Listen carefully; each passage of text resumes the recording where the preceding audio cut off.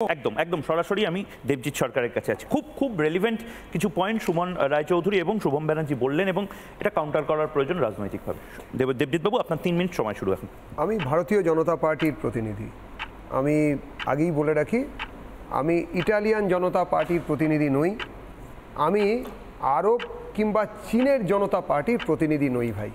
ভারতবর্ষের জনতা যে জিনিস চায়, যে জিনিস নিয়ে ভাবেন, আমি তাদের হয়ে কথা বলবো, এটাই প্রত্যাশিত। দুটো কথা বলি, দেখুন, বাংলাতে রামনবমী এবং তাই নিয়ে যে ঝঞ্ঝাট, সেটা রাজনীতিকরণ হয়েছে। কেন হয়েছে?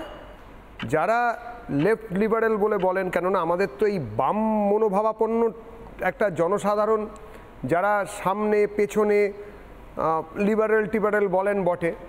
দেখুন, একটা ছোট্ট উদাহরণ দিই। এখন তো সংবাদের কেন্দ্রবিন্দুতে যাদবপুর মাঝে মাঝে উঠে আসছে এবং সবসময় উঠে আসছে, এবং অনেকেই বলেন যাদবপুরের চান্স পেয়ে দেখা। তো ঘটনা যে যাদবপুর ইউনিভার্সিটি নিয়ে একটা অদ্ভুত ঘটনা 2024-এ হয়েছিল। ইফতার হয়েছিল বিশাল বড় লনেতে, চাঁদোয়া খাটিয়ে হয়েছিল, আপনারাও কভার করেছিলেন। ঠিক একই রকমভাবে গত বছর এই রামনবমীর সময় 103 জন যাদবপুরের ছাত্র, তারা একসঙ্গে একটা চিঠি লিখে বলেছিল যে আমরা রামনবমী এখানে পালন করতে চাই। আমরাও এই ইউনিভার্সিটির ছাত্র, আমরা রামকে বিশ্বাস করি, সে রাজা হিসেবেও বিশ্বাস করতে পারি, আমাদের পূর্বপুরুষ হিসেবেও বিশ্বাস করতে পারি, ভগবান হিসেবেও বা আমাদের আরাধ্য দেবতা হিসেবেও বিশ্বাস করতে পারি, করতে চাই।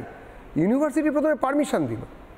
অদ্ভুত ব্যাপার, যেদিন কার্যক্রম হবার কথা তার একদিন আগে সেটাকে উইথড্র করলো। আপনারা বলুন, যারা মুক্ত মনের চর্চা করেন, যারা এই রাজ্যে দাঁড়িয়ে শুধুমাত্র মুক্ত মনের চর্চা মানে হিন্দু বিদ্বেষ এবং হিন্দুত্বের বিরোধিতাকেই পাথেয় করেন, তাদের রাজ্যেতে এই নিয়ে বিতর্ক কি হবে না? এই নিয়ে কি রাজনীতি হবে না? এটা তো স্বাভাবিক।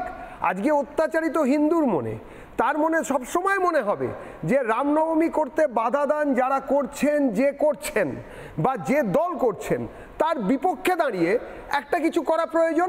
এবং সেই বিপক্ষে দাঁড়িয়ে যারা করবেন তাদের কাছে বিভিন্ন রাজনৈতিক দল পৌঁছে যাবেন। এটা ভোটের রাজনীতির বাধ্যবাধকতা, এবং রাজনৈতিক দলগুলো আজ না হোক কাল এই বিপন্ন, অত্যাচারিত, বিব্রত, বিধ্বস্ত হিন্দুদের পক্ষে এসে দাঁড়াবেন। ঠিক যেরকম দেখুন, আমার পূর্ববর্তী বক্তা অবশ্যই কমিউনিস্ট পার্টির খুব মানে উজ্জ্বল কেরিয়ার তার, এবং আমার থেকে অনেক শিক্ষাগত যোগ্যতা তার অনেক বেশি, কিন্তু অন্তত 22 বার শ্রীরামচন্দ্র, শ্রীরাম নবমী, আরাধ্যদেব, হিন্দুদের আরাধ্যদেব ইত্যাদি কথাগুলো ওনাকেও বলতে হলো। আস্তে আস্তে কিন্তু এই অ্যাডারেন্সি বাড়ছে। তার কারণ আমরা জানি, আমাদের এখানে একজন বামপন্থী কবি, গায়ক, যথেষ্ট যশস্বী তিনি। তার ক্ষেত্রে তিনি একটা গান লিখেছিলেন এবং সেটাতে সুরও দিয়েছিলেন, মাঝরাত্রিরে চাঁদের কাছে ধারালো হচ্ছে আস্তে আস্তে। এর কথাটার মানে তখন বুঝতাম না, কিন্তু তিনি যখন ধর্ম পরিবর্তন করলেন তখন বুঝলাম যে চাঁদের কাস্তে, কাস্তে হাতুড়ির কাস্তে কখন মাঝরাত্রিরে আস্তে আস্তে ধারালো হচ্ছে, সেটা কাদের ক্ষতি করার জন্য। শেষ কথা, যে এই যে জয় শ্রীরাম নিয়ে এনাদের এত আত্মনাদ, একটু আগে শুনলাম জয় শ্রীরাম বলে যারা ধ্বনি দিয়ে অস্ত্র নিয়ে মিছিল করছে। ভাই, রামনবমী জয় শ্রীরাম বলে এখানে হবে না তো কি রোমে হবে, জেরুজালেমে হবে, মক্কায় হবে? রামনবমী তো ভারতবর্ষেই হবে, রামের দেশেই হবে। যেখানে কিনা রামরাজাতলায় রামনবমী হবে না, রামরাজাতলার জায়গাটা আপনারা আমাকে বুঝিয়ে দিন ময়ূক, বা বাকি দর্শকদের কাছে প্রশ্ন, বা বাকি আমার যারা এখানে বক্তা আছেন তারাও নিশ্চয়ই পরে বলবেন, সেটা তো বিজেপি জনসংঘ জন্মের বহু পূর্বে হয়েছে, তাতে আপত্তির কি আছে? দ্বিতীয়ত, যারা আজকে অত্যাচারী হিন্দুর বিরুদ্ধে দাঁড়িয়ে কথা বলার চেষ্টা করছেন, অত্যাচারী হিন্দু নাকি? আরে ভাই, কিসের অত্যাচার? আর শেষ কথা, যে এই কথায় কথায় ইয়েদের কথা বলেন আপনারা, মনুসংহিতা ইত্যাদি ইত্যাদি, দাদা একটাই রিকোয়েস্ট, একটু পড়ে বলুন। বেশ একদম একদম 30 সেকেন্ডস। আমি মানে ভারতীয় জনতা পার্টি এবং সংঘ পরিবার তো নিজেদের হিন্দু ধর্মের ঠিকাদার হিসাবে নিজেদের তুলে ধরার চেষ্টা করেন, আমার তাতে কোনো আপত্তি নেই, যা নিজেদের সাজাতেই পারেন। একটু আগে উনি মহাত্মা গান্ধী এবং রামধুনের কথা বলছিলেন, এককালে নয়, এখনো গান্ধী জয়ন্তীর দিন আমার পার্টি স্টেট হেডকোয়ার্টারে রামধুন বাজানো হয়, বাকায়দা বাজানো হয়, কিন্তু ধর্মকে বিপণন করতে দেব না, ধর্মকে বিপণন করতে দেব না, গান্ধীজির ধর্মকে বেচতে দেব না, বেচে খেতে দেব না, বেচে খেতে দেব না, ধর্ম নিয়ে চলবে না, ধর্ম নিয়ে দোকানদারি চলবে না, বলছি তো ধর্ম নিয়ে দোকানদারি চলবে না, মানুষকে বিপদগামী করছো তোমরা,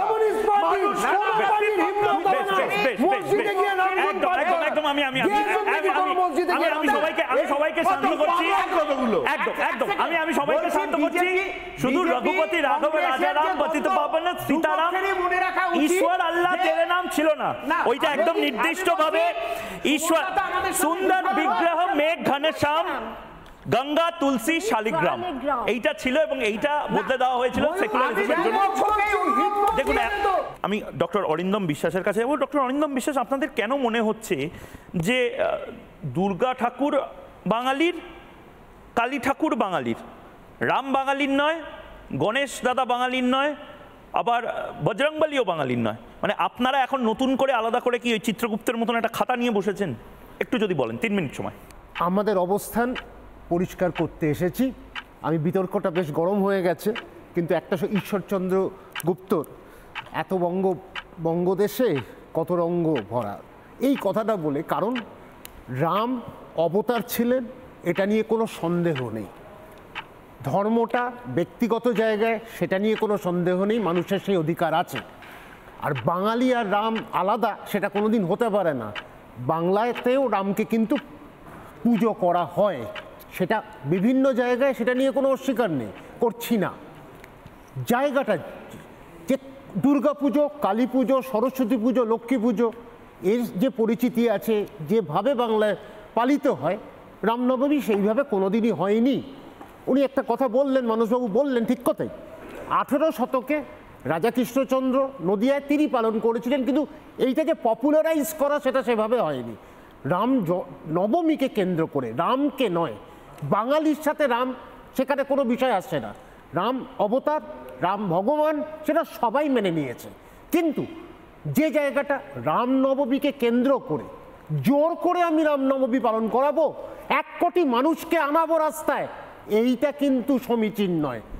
ধর্ম যে জায়গায়, মানুষের হাতে ছেড়ে দাও, সে পালন করবে কিনা, কে অস্ত্র ধরবে, অস্ত্রর কি প্রয়োজন এসেছিল?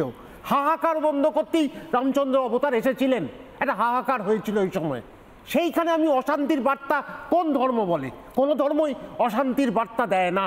তো পরিষ্কার জায়গায় অশান্তি যাতে না ছড়ায়, কেউ চাইছে না একটা সেলিব্রেশন হবে, ধার্মিক বিষয় হোক, কিন্তু রাস্তায় 1 কোটি নামানোর অধিকারটা কে দিল সেটা আমি জানি না। এই যে সংখ্যা বলে দিচ্ছি, এত হিন্দু নামবে, এইখানেই রাজনীতিটা, যাতে রাজনৈতিক উদ্দেশ্য পূরণ না হয় সেইটা দেখা। যে যে কোনো দলের অধিকার আছে ধর্মের কথা বলা, এটা অধিকার আছে, কিন্তু কোনো নির্দিষ্ট দলের অধিকার নেই যে আমি সনাতনী, আমি বলবো, আমি 1 কোটি মানুষ নামাবো, আমি বাঙালিদেরকে নামাবো। ঘটনাচক্রে এইখানেই প্রশ্ন আসে, যে কথাটা আমরা বলি হিন্দি আগ্রাসনের কথা, ধর্মীয় আগ্রাসনের কথা, জোর করছো তুমি, জোর করে আজকে বাঙালিদেরকে বলছো এটা পালন করো। আমার বক্তব্য হচ্ছে, কে দায়িত্ব দিল যে আজকে বিভিন্ন জায়গায় অস্ত্রগুলো দেখানো? অশান্তি তো হয়েছে, এটা তো অস্বীকার করার নেই। যদি অশান্তি হয় কোথাও, তার বিরোধিতা করা দরকার। বাংলা যাতে শান্ত থাকে, বাঙালিকে নিজের অধিকার দাও, কোন ধর্ম সে পালন করবে, কোন ভগবান সে পূজন করবে, কোন জায়গায় সে কোন মন্দিরে যাবে, রাস্তায় নামবে না বাড়িতে করবে না মন্দিরে করবে, সেটা বাঙালির অধিকার, বাংলাকে দাও। সেই জায়গায় জোর আগ্রাসনের বিরুদ্ধে আমরা। নানা ধরনের কন্টেন্ট দেখার জন্য লাইক করুন, শেয়ার করুন আমাদের ফেসবুক পেজ, সাবস্ক্রাইব করুন আমাদের ইউটিউব চ্যানেল। পাশাপাশি অন্যান্য ব্রেকিং নিউজের জন্য অবশ্যই চোখ রাখুন রিপাবলিক বাংলায়।